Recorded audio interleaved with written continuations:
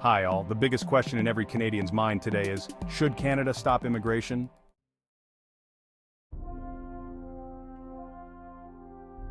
Canada is currently going through a chaotic phase in its social life.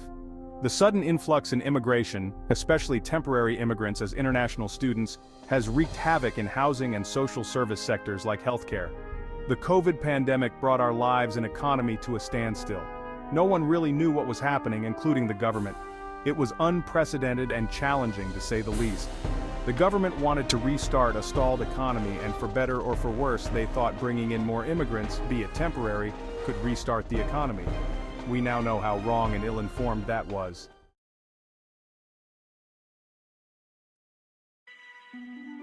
Let's now see how this impacted the job market, housing, healthcare, and most importantly, our social life. This post-COVID immigration wave filled the labor shortage, but maybe a bit too much. The uncontrolled spike in available labor created a lot of jobless Canadians. The job market, recovering from COVID, was not prepared to take in these many people. The end result? Not enough jobs for the Canadians and not enough jobs for the new immigrants.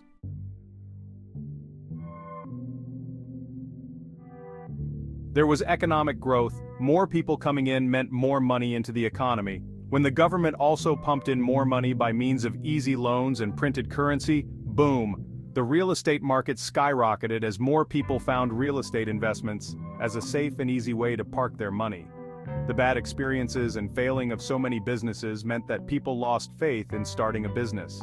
They found that investing in real estate is safe and better. More immigrants mean more demand for rentals, and more demand means higher rental prices.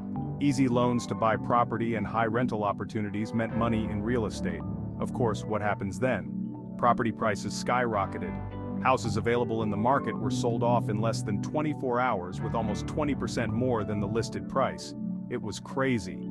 More money in the economy naturally resulted in higher prices. Not only for the houses, but all consumer goods became costly.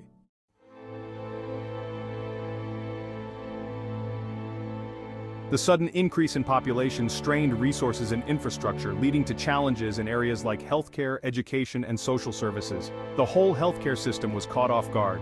This rapid expansion of population resulted in crazy waiting times in our hospitals. ER waiting times were almost 20 hours in some places. People actually died without proper timely healthcare in a country like Canada. Other social services like schools, paramedics, all were affected with this.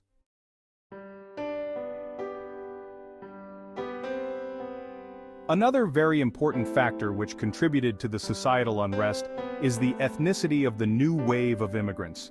These new immigrants had entirely different values and cultural preferences than the people who were already here. This can be compared to the first wave of European immigrants to Canada, where the indigenous tribes flourished. It was a cultural disturbance, to say the least. How the way of life of the indigenous communities were affected by this European immigration is similar to what the newest wave of immigration is doing to the current Canadian population.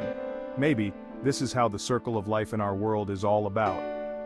While Canada prides itself on multiculturalism, the rapid influx of newcomers led to challenges in cultural integration and social cohesion. Misunderstandings, prejudice, and tensions arose due to differences in language, customs, and values. All these social, economic, and cultural challenges created more crime and unrest in our society.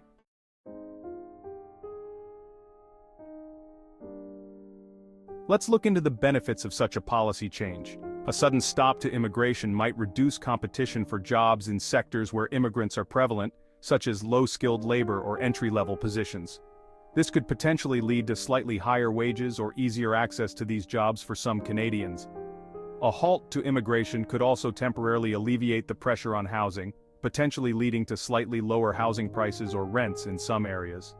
In the immediate term, this change could lessen the demand on certain social services like healthcare and education, potentially freeing up resources or shortening wait times. It's important to emphasize that these potential short-term benefits would likely be marginal and temporary.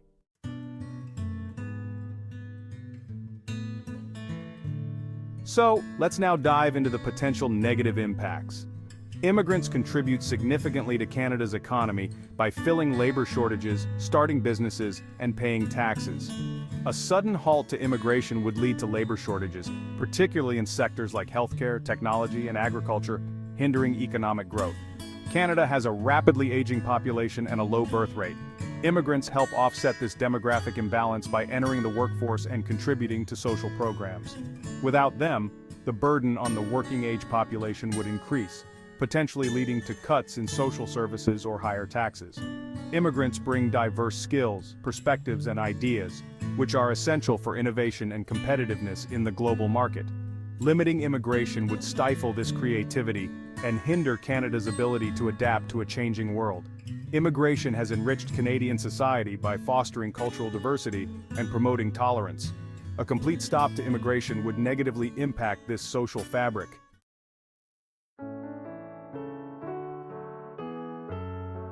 Now let's look into what are the realistic solutions possible for this socioeconomic crisis facing our country.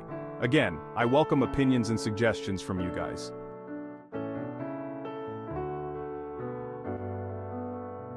I strongly believe it's only through dialogues and discussions we can reach a meaningful solution to this issue. I believe Canada already has a good immigration policy on paper, stressing on paper. Our immigration programs are targeted at attracting skilled workers and professionals. Yes, we have regional immigration programs focused on populating the rural areas. Yes, we have a lot of new immigrant integration programs which I hope are reviewed and adjusted according to requirements.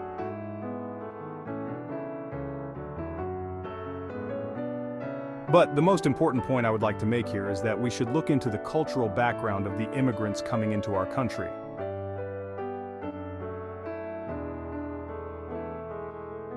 There is a huge cultural difference in the new wave of immigrants. We should put some effort into educating ourselves and knowing how these immigrants are living in their country, and what are the social circumstances and values that they practice there.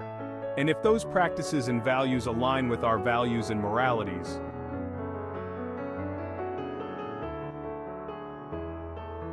there should be a screening mechanism before they come into our country, whether they will be a threat to our social fabric. There should be a detailed orientation program for every immigrant coming in to what are the do's and don'ts in this country.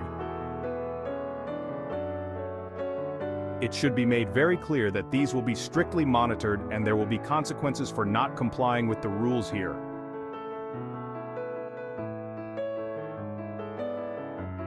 Basically, if you want to live in Canada, live like a Canadian and live by our rules and values.